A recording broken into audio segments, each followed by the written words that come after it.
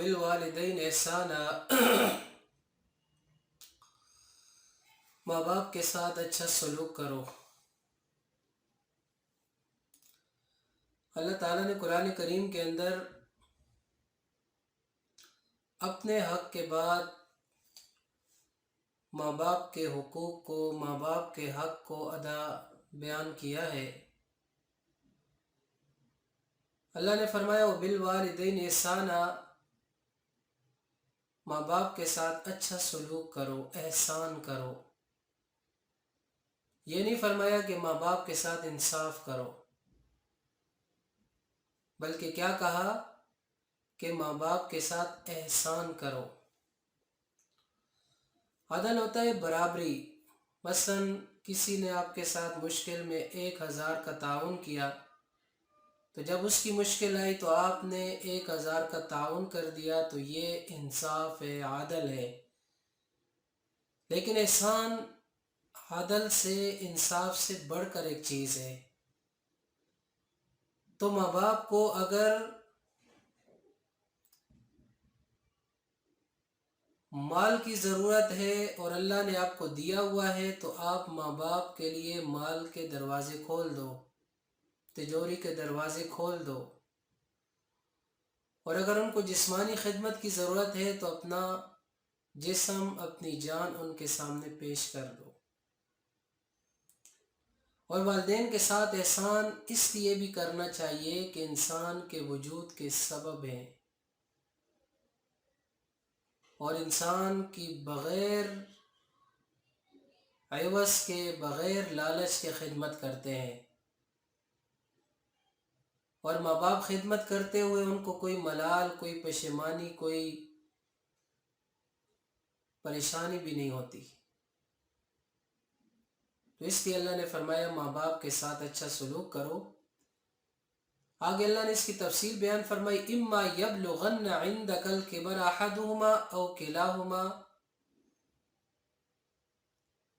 اے اولاد، اے نوجوانوں، اگر تمہاری زندگی میں دونوں میں سے ایک یا دونوں بڑھاپے کو پہنچ جائیں، اور بڑھاپے کی وجہ سے اگر تمہیں ان کی کوئی بات ناگوار گزرے، فلا تقل لہما اف، ماں باپ کو اف بھی نہیں کہنا۔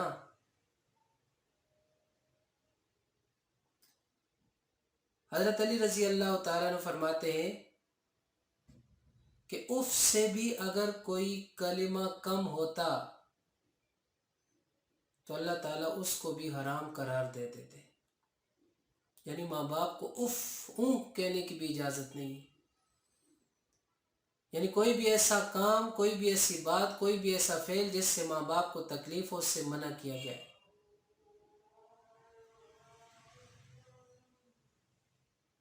حضرت مجاہد رحمۃ اللہ تعالی علیہ فرماتے ہیں کہ اگر ماں باپ تیرے بوڑھے ہو جائیں، ان کا پیشاب پاخانہ بھی دھونا پڑے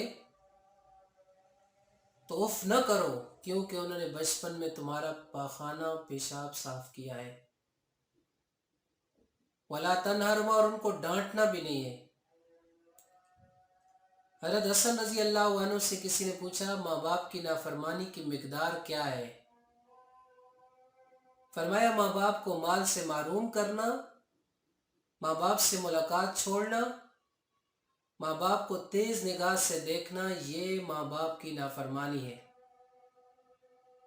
آگے اللہ نے فرمایا وَقُلْ لَهُمَا قَوْلًا كَرِيمًا، اور ان سے بات کرو ادب کے ساتھ۔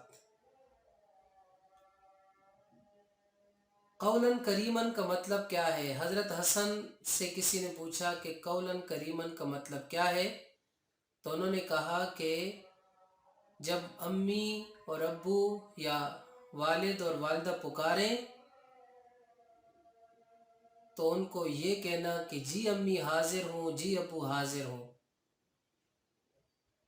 یا ان کو امی جان اور ابو جان کہہ کر پکارنا، ان کا نام نہ لینا۔ حضرت زبیر بن محمد رحمۃ اللہ تعالی علیہ فرماتے قولاً کریماً کا مطلب یہ ہے کہ نرمی سے بات کرنا۔ حضرت قتادہ فرماتے ہیں، سعید ابن المسیب رحمۃ اللہ تعالی علیہ سے کسی نے پوچھا کہ قرآن کریم کے اندر اللہ نے وبالوالدین احسانا فرمایا، یہ تو ہمیں سمجھ آ گیا،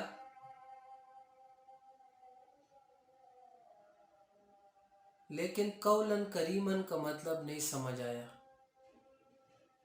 تو انہوں نے کہا، جس طرح ایک بہت سخت مزاج آقا ہو اور اس کے سامنے جس طرح غلام کی کیفیت ہوتی ہے، جس طرح وہ غلام اپنے آقا سے بات کرتا ہے، اس طرح عاجزی کے ساتھ ماں باپ کے ساتھ بات کرنا، یہ ہے قولاً کریمہ۔ اور حضرت قتادہ فرماتے ہیں کہ نرمی کے ساتھ بات کرنا۔ حضرت عائشہ رضی اللہ عنہ سے روایت ہے کہ آپ صلی اللہ علیہ وسلم کی خدمت میں ایک شخص حاضر ہوا، اس کے ساتھ ایک بڑے میاں بھی تھے، بوڑھے شخص بھی تھے۔ آپ صلی اللہ علیہ وسلم نے پوچھا، یہ شخص کون ہے؟ کہا، یہ میرے والد ہیں۔ آپ نے فرمایا، اس سے آگے نہ چلنا، اس سے پہلے نہ بیٹھنا، اس کا نام نہ لینا اور اس کو برا نہ کہنا۔ حضرت عروہ سے کسی نے پوچھا کہ قرآن کریم میں آتا ہے وَاخْفِضْ لَهُمَا جَنَاحَ الذُّلِّ مِنَ الرَّحْمَةِ، کہ ماں باپ کے سامنے عاجزی، انکساری اور شفقت کے ساتھ جھکے رہنا۔ اس کا کیا مطلب ہے؟ فرمایا، ان کی جب کوئی بات ناگوار گزرے تو ان کو ترچھی نگاہ سے نہ دیکھنا، کیونکہ انسان کی ناراضگی کا اظہار اس کی آنکھ سے ہوتا ہے۔ حضرت عائشہ رضی اللہ عنہ سے روایت ہے کہ جس نے ماں باپ کو گھور کر دیکھا تو وہ ماں باپ کا فرما بردار نہیں ہے۔ حضرت عبداللہ بن مسعود رضی اللہ عنہ سے روایت ہے کہ رسول اللہ صلی اللہ علیہ وسلم سے پوچھا گیا، کون سا عمل اللہ کے ہاں پسندیدہ ہے، کون سا عمل اللہ تعالیٰ کو زیادہ محبوب ہے؟ آپ نے فرمایا، نماز کو اپنے وقت پر پڑھنا۔ پھر پوچھا کون سا ہے؟ کہا، ماں باپ کی فرما برداری کرنا۔ پھر پوچھا کون سا ہے؟ فرمایا کہ اللہ کے راستے میں جہاد کرنا۔ اور ایک اور روایت میں آتا ہے، رضا الرب فی رضا الوالد وسخط الرب فی سخط الوالد، رب کی رضامندی والد کی رضامندی میں ہے۔ اگر آپ سے آپ کا والد راضی ہے تو آپ سے آپ کا رب بھی راضی ہے، اور اگر آپ سے آپ کا والد ناراض ہے تو آپ سے آپ کا رب بھی ناراض ہے۔ ایک اور روایت میں آتا ہے، حضرت ابن عباس سے روایت ہے کہ جس کے ماں باپ زندہ ہوں اور وہ ان کے ساتھ اچھا سلوک کرتا ہو تو اس کے لیے جنت کے 2 دروازے کھل جاتے ہیں، اور جس نے ماں باپ کو ناراض کیا تو اللہ تعالیٰ اس سے ناراض ہو جاتے جب تک اپنے ماں باپ کو راضی نہ کر لے۔ پوچھا گیا کہ اگرچہ ماں باپ ظلم بھی کرے پھر بھی؟ کہا، ہاں، ماں باپ ظلم بھی کرے، زیادتی بھی کرے، پھر بھی ان کے ساتھ اچھا سلوک کرنے کا حکم ہے۔ لیکن ماں باپ کو بھی خیال رکھنا چاہیے کہ اپنی اولاد کو بھیجا اس چیز پر مجبور نہ کریں کہ وہ آپ کی نافرمانی پر اتر آ جائے۔ ایک بڑی پیاری روایت ہے، حضرت عائشہ سے روایت ہے کہ آپ صلی اللہ علیہ وسلم پر پوچھا گیا کہ عورت پر سب سے زیادہ حق کس کا ہے؟ اگر یہ آج ہماری بچیاں یہ سمجھ لیں تو سارے مسائل کا حل ہو جائے گا۔ آپ صلی اللہ علیہ وسلم نے فرمایا، سب سے زیادہ حق عورت پر اس کے خاوند کا ہے۔ خاوند سے آگے عورت نہ ماں کو کرے، نہ باپ کو کرے، نہ اور کسی رشتہ دار کو کرے۔ اور پوچھا گیا، باپ مرد کے اوپر سب سے زیادہ حق کس کا ہے؟ کہا، اس کی ماں کا ہے۔ تو عورت کے سامنے سب سے زیادہ حقدار اس کا خاوند، اس سے آگے کسی کو نہ کرے، اور مرد کے سامنے سب سے زیادہ حقدار اس کی ماں ہے، اس سے آگے کسی کو نہ کرے۔ ایک اور روایت میں حضرت انس سے روایت ہے، فرمایا کہ تم لوگوں کی عورتوں کے بارے میں عفیف رہو، تمہاری عورتیں بھی عفیف رہیں گی۔ یعنی تم کسی کی ماں، بہن، بیٹی، بہو پر نظر نہ رکھو، تمہارے گھر بھی محفوظ رہیں گے۔ اس طرح ایک روایت میں آتے 3 چیزوں کی حفاظت 3 چیزوں کے ذریعے کرو۔ صحت کی حفاظت صدقے کے ذریعے کرو، جو آدمی صدقہ کرتا ہے اس کی صحت محفوظ رہتی ہے، ٹھیک رہتی ہے۔ اور اپنے مال کی حفاظت زکوٰۃ کے ذریعے کرو، جو آدمی زکوٰۃ دیتا ہے تو اس کا مال جو ہے وہ ضائع نہیں ہوتا۔ اور تیسری بات فرمائی کہ اپنے گھروں کی حفاظت دوسروں کے گھروں سے کرو. یعنی تم اگر چاہتے ہو میرا گھر محفوظ رہے، میری ماں بہن بیٹی بہو کی طرف نظر نہ اٹھائے کوئی، تو یہ کام آپ دوسروں کے ساتھ کرنا شروع کر دو، آپ کا گھر محفوظ ہو جائے گا. اور اس روایت کے آگے فرمایا کہ تم ماں باپ کے ساتھ اچھا سلوک کرو، تمہاری اولاد بھی تمہارے ساتھ اچھا سلوک کرے گی. ماں باپ یا تو انسان کے لیے جنت ہے یا دوزخ ہے. اگر انسان ماں باپ کو راضی کر لے تو جنت کے راستے ہیں. حدیث میں آتا ہے کہ جنت ماؤں کے قدموں کے نیچے ہے.